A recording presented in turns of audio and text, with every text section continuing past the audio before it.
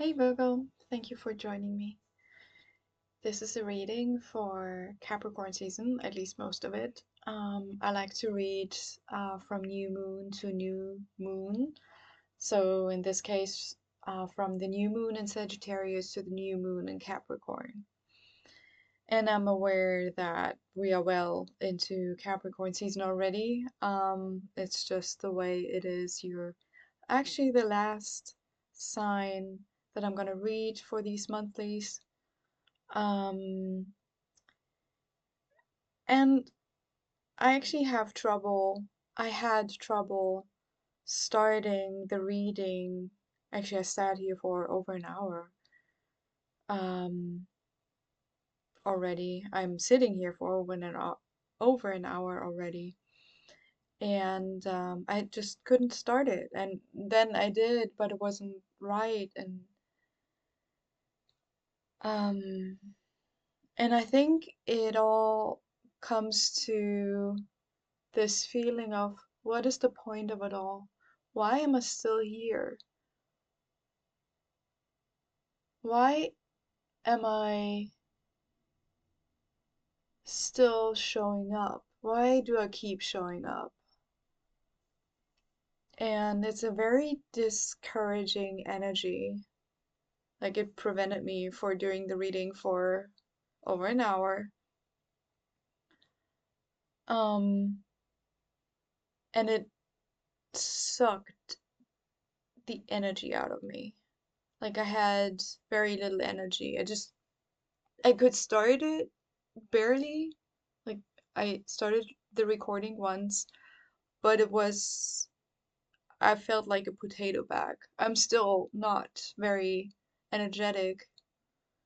Um, but it feels better now that I've realized, I think, what at least part of the problem is. And the problem is, I guess, not seeing the bigger picture. I guess, yeah. N- You keep showing up, so you've put in a lot of energy into something, but you don't see the results because the results are not there yet in your realm because you are the King of Pentacles, as far as I understand it. You are the versatile, adaptable earth, and I think the versatility, the resilience, the adaptability is the King energy because life is ever changing. So the king, the highest expression, or the lowest, the mature expression of each of the elements, is the one that can pivot in the sense that it can change when it is time. And I don't think it's the kings who really decide what needs to be done.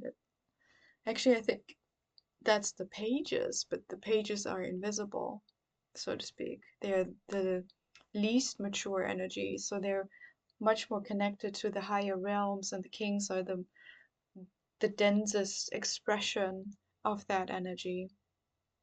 So I think the decisions are made in the unseen realm, and we are here in the most physical and densest version of the world.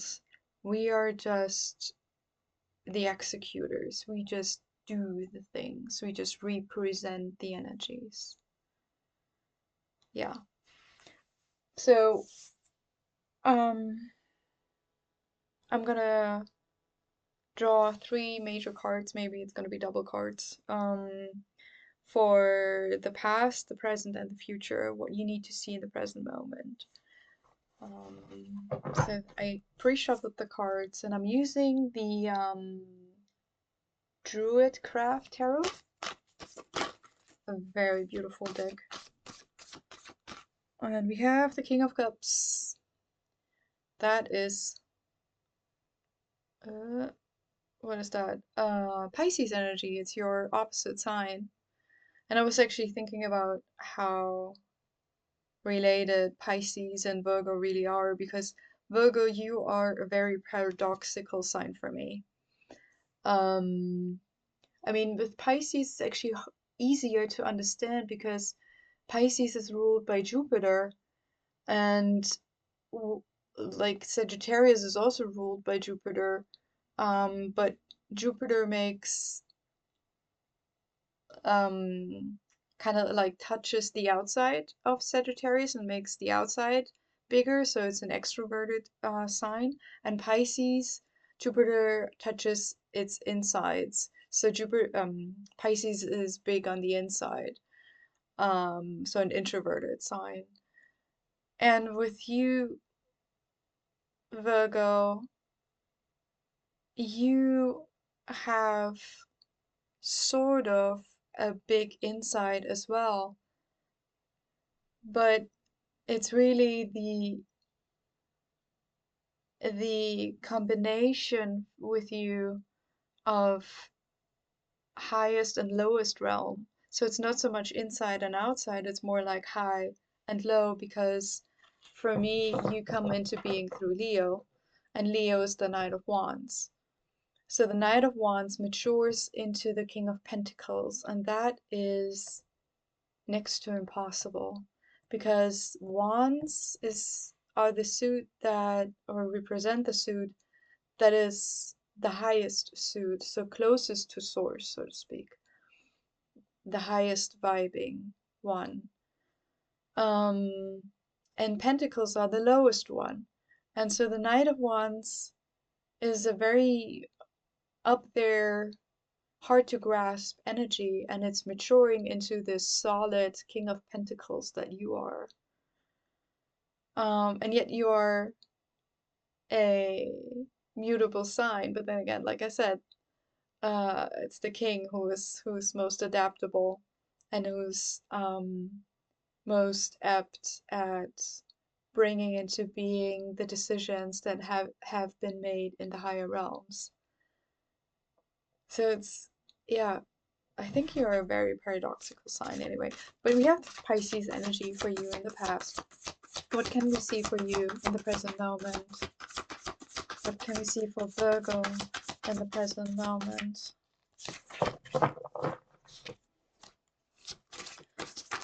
What can we see for the present moment? There we go.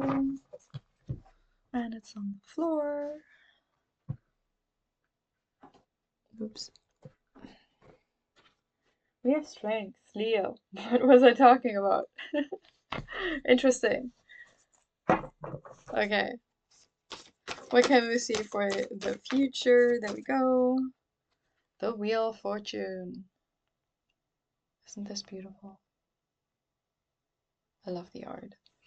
And at the bottom, we have the Empress. Venus energy, fertility, pregnancy, abundance, all the good stuff. An energy source. Venus is for me an energy source, like the most tangible one when it comes to um an energy source that comes from like where we have masculine and energy, masculine feminine energy, so the polarities, so to speak, an energy source that comes out of polarity. So let me clarify Pisces here, King of Cups. And I'm using as the clarifying deck, the Cosmic Slumber is called. And we have one card on the bottom, on the ground. The Hierophant, another major arcana. So something's working on you. Something has shifted inside. Something about tradition, something solid. Let's see, what else can we see here? The Sun. And the Ace of Cups. We have the King of Cups and the Ace of Cups. Now, the Ace of Cups for me is associated with the highest realm. Or the aces generally are connected to the highest realm. that is Keta in the Kabbalah, so in the Tree of Life. So right up here, that's the aces, and then we have the twos and the threes and the fours, five, six, seven, eights, nines, and tens. Um, when it comes to the minor arcana. So the Ace of Cups is highly inspired emotions. Sometimes it means doing something new, having new emotional experiences, but the newness of the ace is a possibility, but I don't feel like that here. It feels more like emotions informed or impressed on by the higher realms very much. And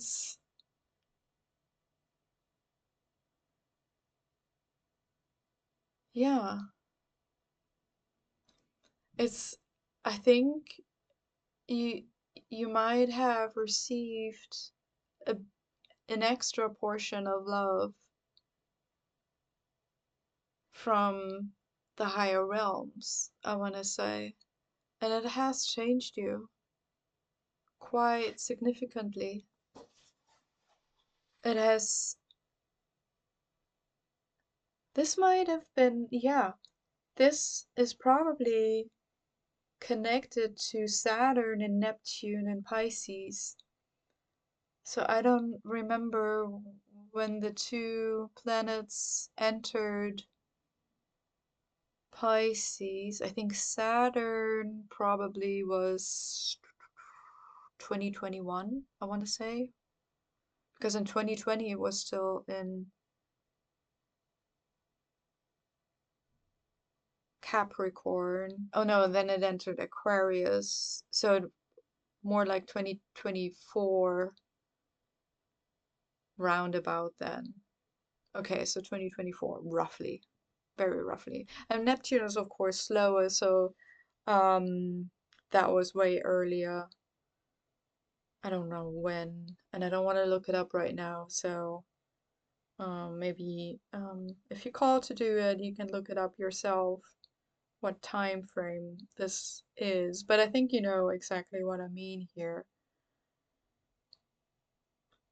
And it has quite shifted your inner view, and I think it makes you shine. It makes you shine, but I'm pretty certain that most people did not notice.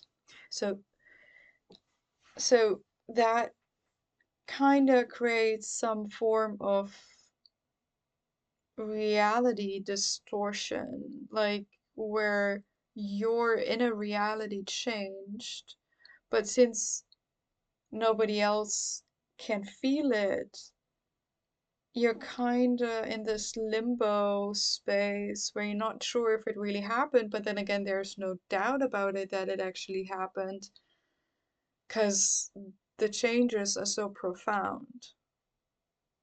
It's weird, but it's something that is happening on such a deep inner level that if people that are just not living from that level because they're shut out of this inner level, they live superficial lives, they don't see it, they cannot see it, they are unable, literally unable to see it. And that's why I want to tell you, that's why in the past you felt so confused, misled, sometimes even perhaps gaslit. You were, you probably, I don't know, um, um, felt um,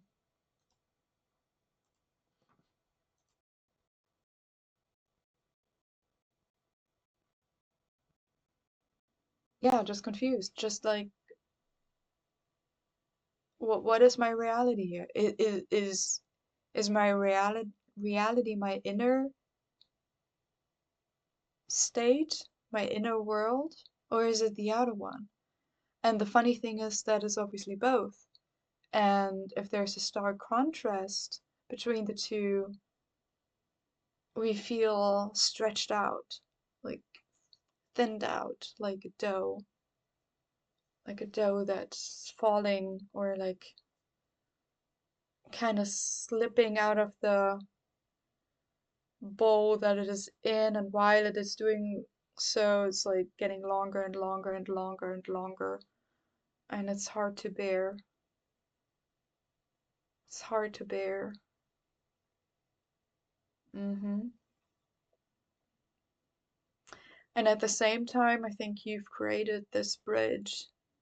The dough can also be seen as a bridge between the higher realms and the lower realms. I think you've done a great service to, well, it sounds big, but humanity in general, by holding your inner reality. And it's okay that you doubted it at times. That's okay. But you still connected to it again and again. You had no other choice. It was your truth. It was your reality. How could you have not done that? But then again, you also were confronted with the outer reality, which was contrasting it so much. So, but I think by connecting to the higher realms and not losing contact with the outer reality at the same time, you subconsciously, indirectly, um, well, how could I say that? Did your part in changing the world, I want to say. Because we never really act alone. It's impossible. We always, like I said before, we are the representations, the tools of the higher realms. We are the executors. So it's impossible really for us to act on our own, to act for out of pure personal reasons. And if we have the feeling that we or others do that, it's an illusion. It is something unintegrated. Yeah, absolutely fascinating, Virgo. So deep. Wow. Okay, what can we see for the present moment? We have the Strength card here. Oh, we had a car turning around that was transformation, or the Death card. But I like to take the ones that, yep, fall out. We have two on the ground again.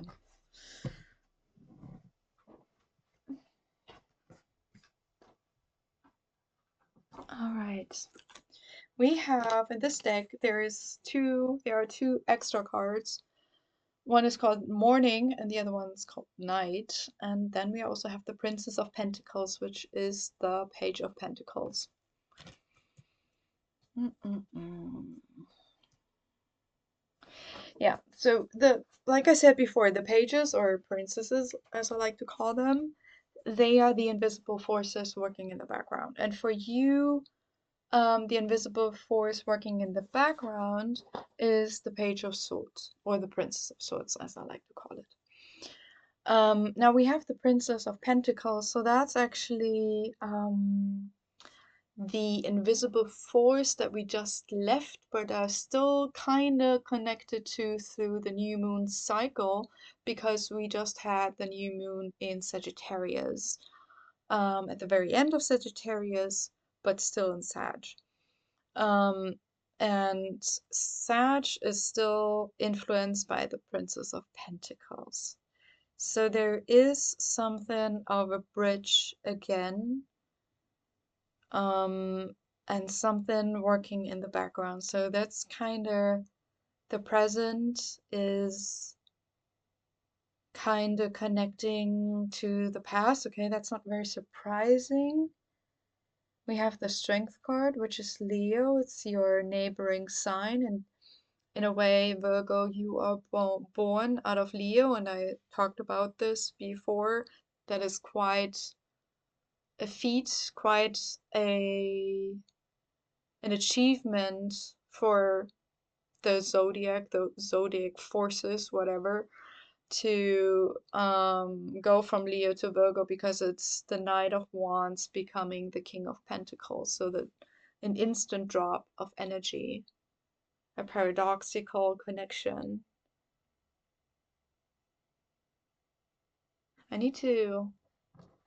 I want to see more here, and I'm gonna clarify further with the Edmund Dulac deck. Okay, we have two cards on the floor again.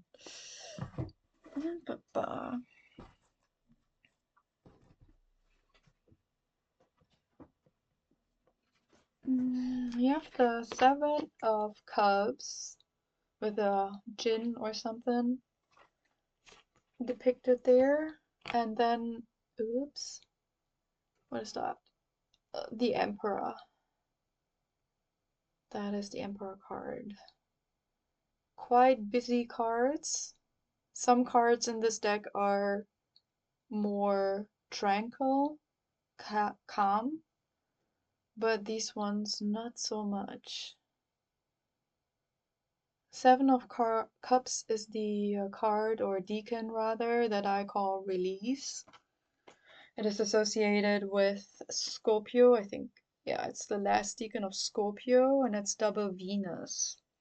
So a release of energy, a release of emotional stuff. Emotional, maybe something was blocked. Maybe the bridging connection is running better now than it has in the past, because there's more pieces in the right place or something. I mean pieces because there's many pieces on this Emperor card. Oops. And it's the Emperor, so it's your ability also to say no to something where it's like a red line in the sand. You go up until here, but no further. So I don't know if that was with a person, if that was within yourself, where it kind of snapped and you kind of, I mean, why do we change? How, or rather, how do we make big changes in our lives or within ourselves? Usually we get too uncomfortable and then we're able to move.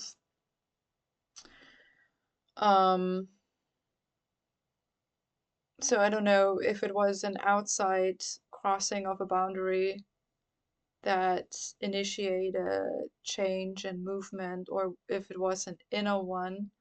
And then again, what is really the difference between the two? If you see a big change on the outside, it means a big change on the inside.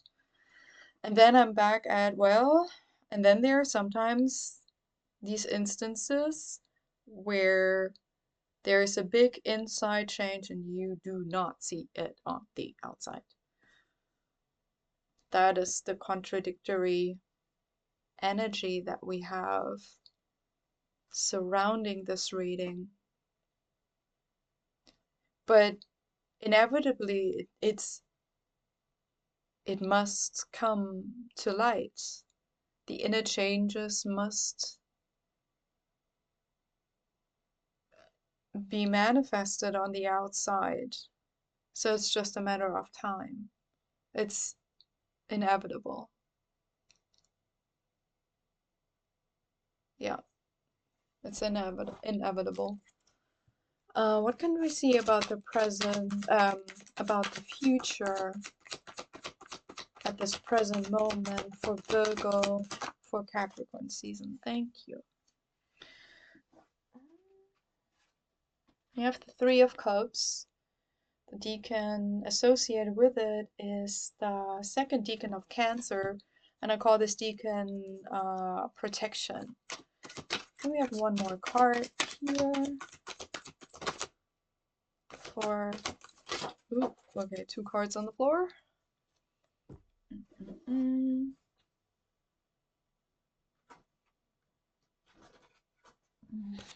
Oh, 3 more cards. The Emperor again, which looks a bit grisly in this deck. Ooh, where do I need to go there? And then the Five of Swords, sorry, and the Eight of Pentacles. Yeah, sorry, I suck at this. Okay, let me make some space here.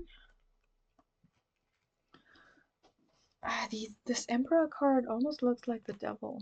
Kind of looks like a hybrid Emperor Devil card. But the Devil is not really a card that uh, worries me generally. And definitely not here, because evil things, like bad things, are just unintegrated energies. It's like, I like the understanding that we see in Judaism, in the Kabbalistic tradition. They understand evil. Well, one of the ways they understand it is um,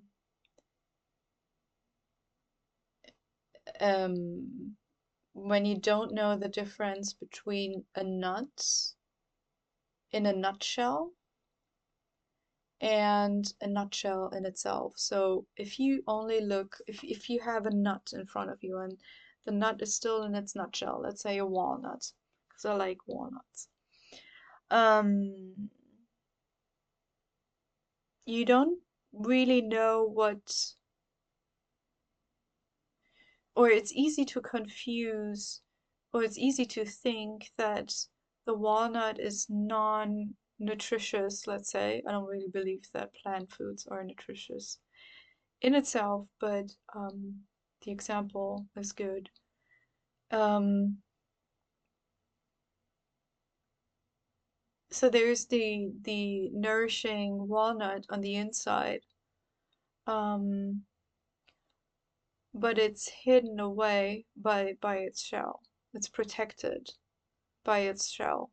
We have protection here, three of cups, which is like literally protecting the seed. Cancer is a very protective sign. It likes to hide things. And if we confuse the walnut and its shell, we might think that walnuts in general are non-nutritious. And if we're going away from the human example, perhaps go to squirrels, then if we are a squirrel, that would be very unfortunate, because I think squirrels like walnuts. They like nuts, let's say. I don't know if a walnut isn't too big, but then again, squirrels are awesome, so they might be able to crack the walnut. But it goes like peanuts. It's not a nut, I know. Works or almonds or any other nut, hazelnut. And Kabbalists, they believe that evil things are is light that has fallen from higher realms to lower realms, and it's like inappropriate that they are there. It kind of feels like it is out of ordered creation. Um, so in a way, it's not supposed to be there, and that because it seems like it is not supposed to be there, but I think that's an illusion. That's part of the illusion these evil things bring with them. Um, they are unintegrated. They separate themselves from their surrounding, and it's like a safe mechanism. because there's so much light, so much high vibing light within this evil that it endangers its surrounding. And what we can do, though, is that we acknowledge the presence of the evil, acknowledge that it's not really evil, it's just that we can't really understand it, that it comes from higher realms. Um, and that we accept its presence and accept that we cannot understand it or work with it in the usual way that we used to in our world because it's such high vibing light. Um, and it also helps if we try to call in higher, I want to say beings or higher forces, to help us integrate the energy. And there comes in the bridge again. You are the bridge. You are working on becoming better and better at becoming this bridge.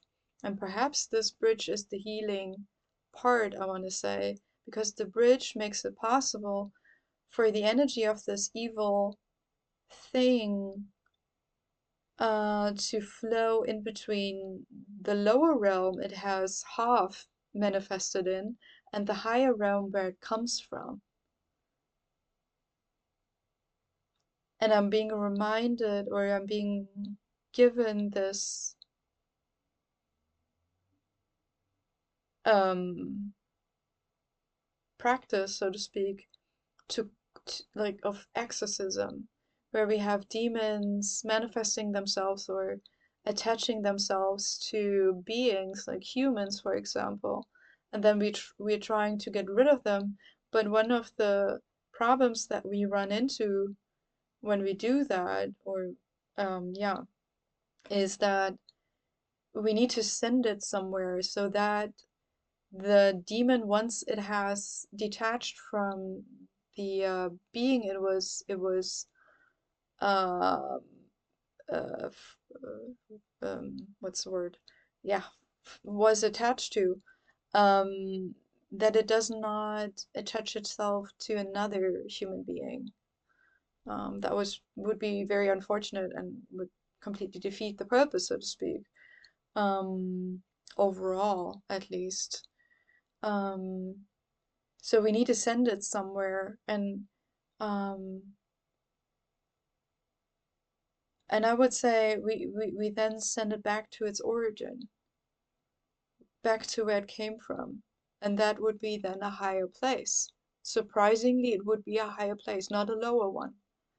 It's very important to understand that, I would say, when we are dealing with demonic energies and are trying to get rid of them in our lives, within ourselves or others.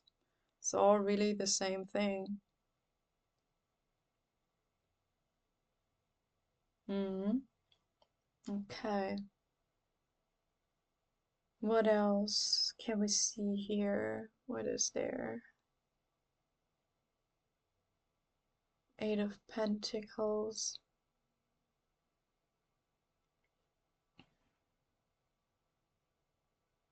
Yeah. Freedom of manipulation.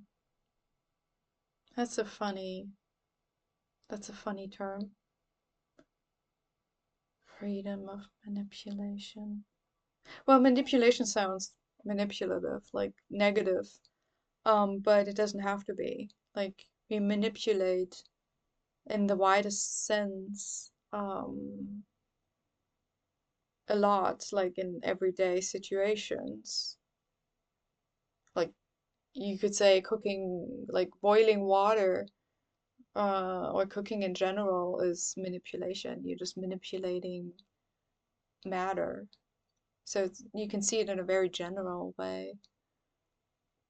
Um, yeah, intention.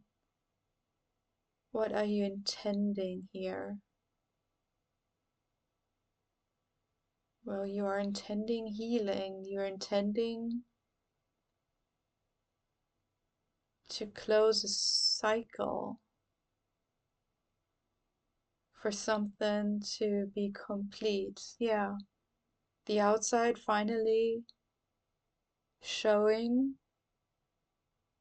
your inner change. Because the discrepancy between the outside and the inside is really due to an evil force working in your life. And like I said, like it's evil energies are much more natural than we are led to believe. I mean, the Christian belief is more like evil needs to be fought, but I don't think anything good can come out of it if we fight evil, because then we're opposing evil.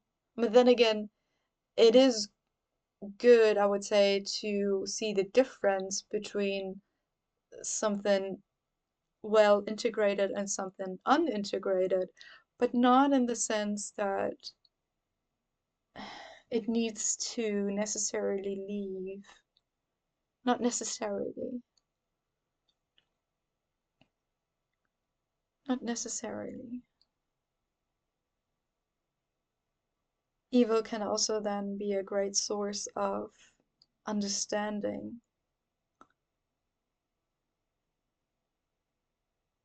because it's light having fallen from the higher realms. It's like a fallen, literally a fallen angel like Lucifer. But there are also other angels that the Bible describes that have fallen. Yeah. There's something I can't put my finger on what it is. I feel like I'm talking around it that I need to say. What else can I see here? Queen of Cups, Tower. Queen of Cups is Cancer.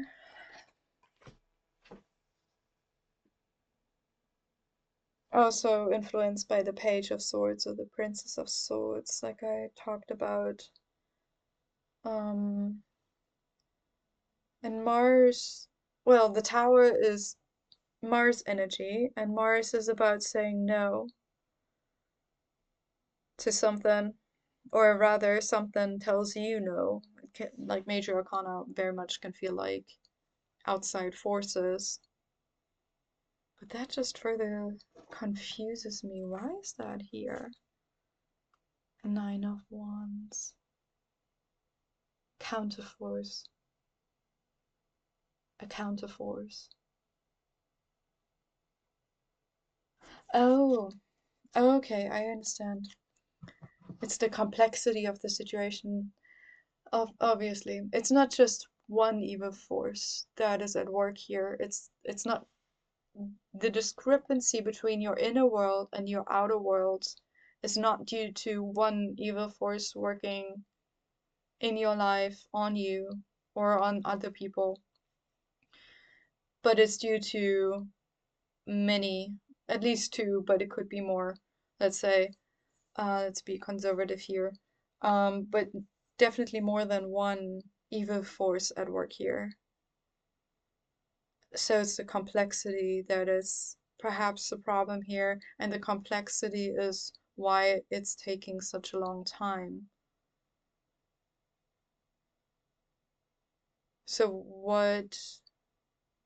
So it's just patience then?